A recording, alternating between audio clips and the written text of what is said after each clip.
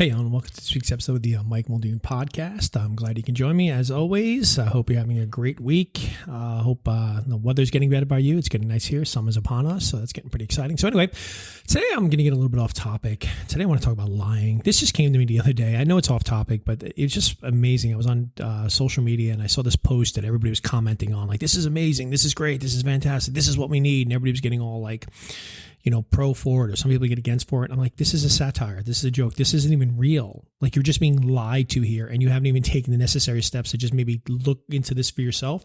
Maybe do a little fact checking. I mean, one little Google search would tell you this is a lie. It's a joke, and yet you're all believing it. It's just amazing to me that people don't want to do their own homework anymore. But, I also want to just talk on a smaller scale, just being around people, maybe coworkers or friends, because think about it. What is lying? I mean, lying is the act of speaking or acting against the truth, right? It's been, interwoven with human behavior since the dawn of communication. I mean, the art of deception is as old as history itself. But why do people lie? I mean, how can we spot a lie? And more importantly, how do we avoid being entangled in its potentially harmful consequences? So today I just want to delve into the history of lying, understand why people practice this deception, and identify signs of dishonesty and explore strategies to circumvent, its intricate web. So, you don't find yourself maybe, being the victim of one.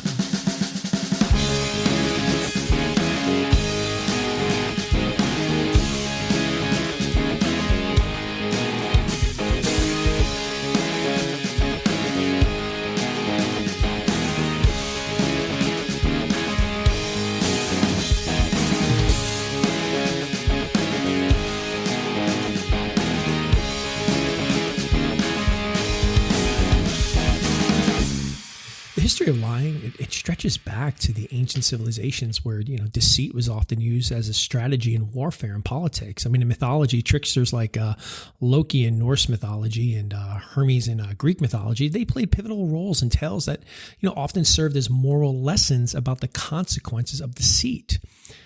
Now, in the modern era, lying has evolved with society, manifesting everything from benign social fibs to malicious falsehoods that can really shift the course of history or just, really rile up, hundreds, if not thousands, if not millions of people.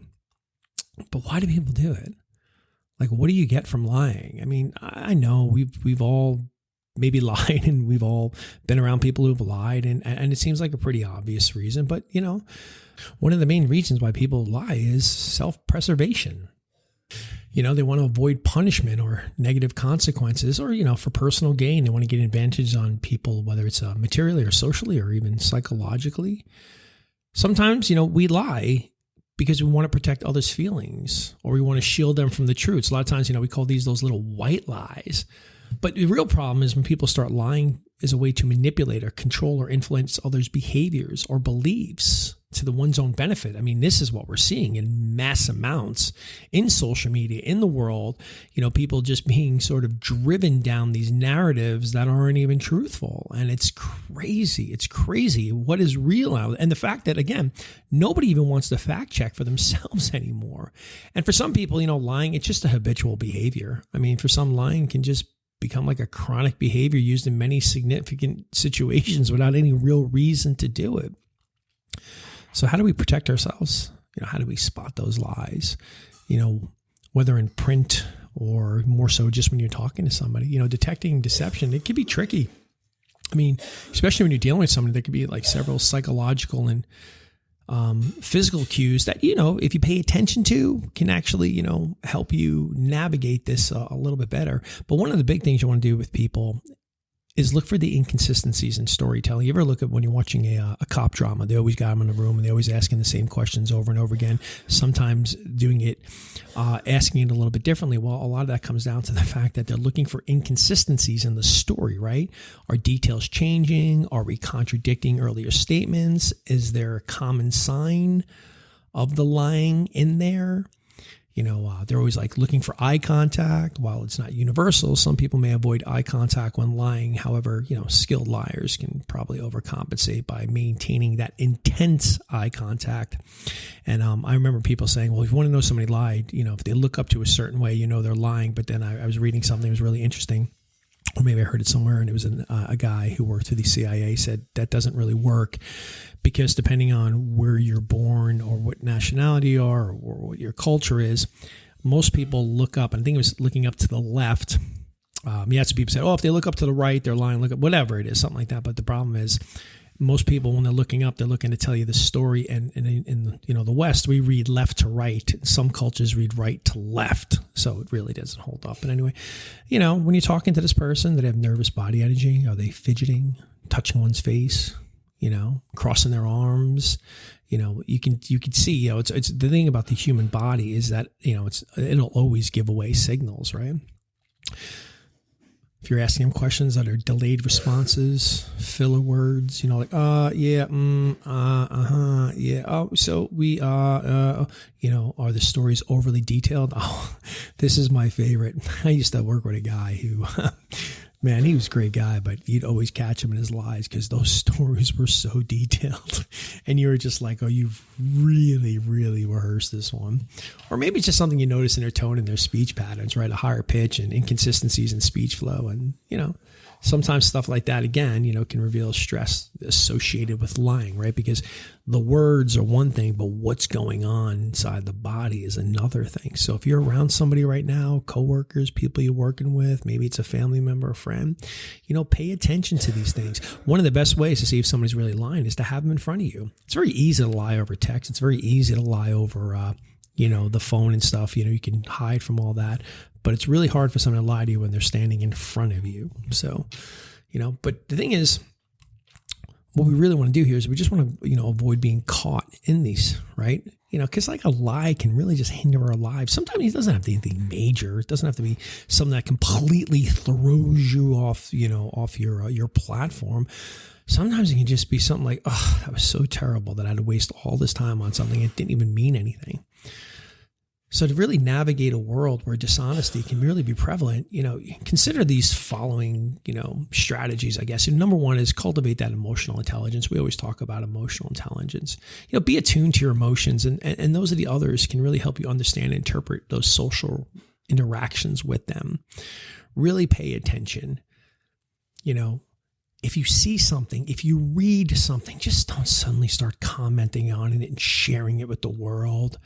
I mean, this one thing I saw the other day, it was so obvious it wasn't true. And I just couldn't, you should have seen the people just automatically commenting on it. This is amazing. This is great. Oh, of course, these people. And it's starting a fight and an argument on a social media platform when one Google search said, this is satire. Somebody was making a joke, right? So don't rely solely on what you see or someone's words. Look for evidence. And if you're with somebody else, ask for details, confirm or refute, the claims that they're making.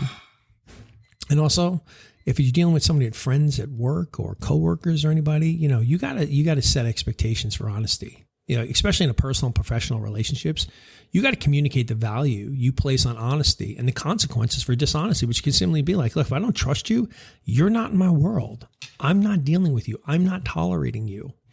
So if you're somebody's dealing with it a lot of time at work, yeah, so again, we talk about setting boundaries so often in the podcast, but it's important to set one here. You don't need people like that in your life.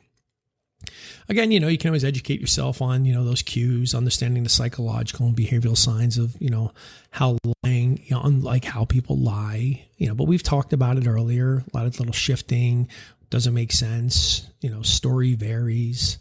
So it's just, look, I know this is kind of a little off base here, but again, it was so interesting seeing that thing on Facebook where nobody took 3 seconds of their time to just literally check for themselves. We live in a world right now where we need to fact check everything. And with more and more of the AI programs and softwares coming out, where now all of a sudden you can take a random person's face and then you can have them say something that you want them to say in the tone and in their voice. It's insane. It's even more prevalent nowadays that we have to do the work for ourselves. And we need to really sort of reinforce a way to protect ourselves from not only the lies from the global, but just from the lies from the people that stand in front of us. Because again, lying it's a complex aspect of human behavior. It's influenced by a myriad of psychological, social, and of course, cultural factors, as always. But if you can understand why people lie and learn how to detect lies, you become better to protect yourself from the deceptions of these harmful effects. I don't even know if that's the right word, but But we need to foster an environment where honesty is valued and upheld. And I think that's, one of the things that we really need to do here. We can contribute to a more trustworthy and transparent society than just dealing with a bunch of people lying or just, sharing lies that I didn't realize they're doing it. So I guess in short, long-winded, in navigating these tangled webs that might be spun by all these lies that you're seeing or you're being forced to deal with all the time, awareness is always going to be your greatest ally. So with the right knowledge and the skills, you can shield yourself and everybody else around you by, often destructive and impact of the dishonesty that people want to spread. And again, we're coming into another, another presidential race. We're bound to see and be flooded and inundated with tons and tons from both sides. I'm not taking any side here, from both sides of just sort of deceptive practices and lies, so you got to make sure that, you're aware, you're going to do your due diligence. You're going to, you're going to fact check, you're going to look, you're going to try to find the information yourself. Or if somebody's in front of you, you're going to start paying more attention. You're not going to get heated about it. You're going to look for inconsistencies in their stories. You're going to look to how they're saying it. Now, the thing is, some people can be super passionate about it because they believe it so much because it's their guy. But then you got to do your own work. I mean, I think it's insane how much stuff gets shared, how many lies get spread across the internet because A, nobody takes a moment to do their own work, and B, how many people don't even realize they're being lied to. All right. Anyway, sorry, a little long-winded on this one today. That one just kind of set me up. This is probably more of a personal one. I literally could not believe this post that had so many people commenting on it. How amazing. This is great. This is horrible. You're da-da. And it's like literally people. It was just it was a joke. Somebody just put a joke out there. All right. But it looked legit. The lie looked legit. And that's the challenge right now, right? All right. Well, anyway, thank you so much for joining me this week on this episode of the Mike Muldoon podcast. I wish you the best. And as always, have a great weekend. And I've got nothing but love for you.